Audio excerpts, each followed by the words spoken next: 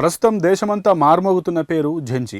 1997 నుంచి 2012 మధ్య పుట్టిన ఈ తరం జనాభా తెలంగాణలో సుమారు 24% ఉండొచ్చని 2011 సెన్సస్ను పరిగణలోకి తీసుకుని యుఎన్ఎఫ్సిఏ యూత్ రిపోర్ట్ అంచనా వేసింది.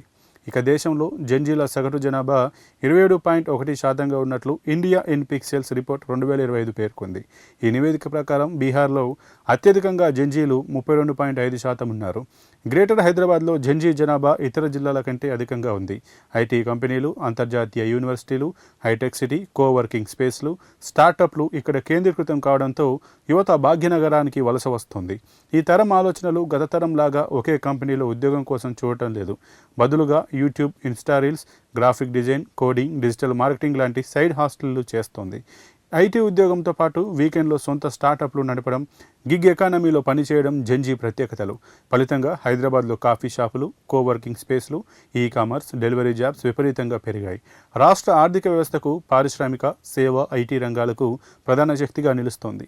డిజిటల్ స్కిల్స్, కొత్త టెక్నాలజీని త్వరగా అందిపుచ్చుకోవడంలో జెన్జీ ముందు వరుసలో ఉండటం వల్ల కంపెనీలు వారిని టార్గెట్ చేస్తున్నాయి.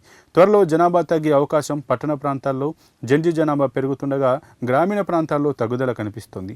అయితే నిపుణుల అంచనాల ప్రకారం జననాల రేటు తగ్గడం, వృద్ధుల జనాభా పెరగడం వల్ల వచ్చే 5 నుంచి 10 ఏళ్లలో జెన్జీల జనాభా శాతం 21 నుంచి 22% తగ్గే అవకాశం ఉంది. ఈ నేపథ్యంలో ప్రస్తుతం ఉన్న యువతలోనే నైపుణ్యాలు పెంచి వారిని ఉత్పాదకంగా మార్చుకోవాల్సిన అవసరం ఉంది. మొత్తంగా తెలంగాణ జెన్జీ ఉద్యోగం కోసం ఎదురు చూసే తరం కాదు, ఉద్యోగాలను సృష్టించే తరం. వీరికి సరైన శిక్షణ, ఫండింగ్ అందిస్తే తెలంగాణ డిజిటల్ ఎకానమీలో దేశానికే రోల్ మోడల్గా నిలుస్తుంది.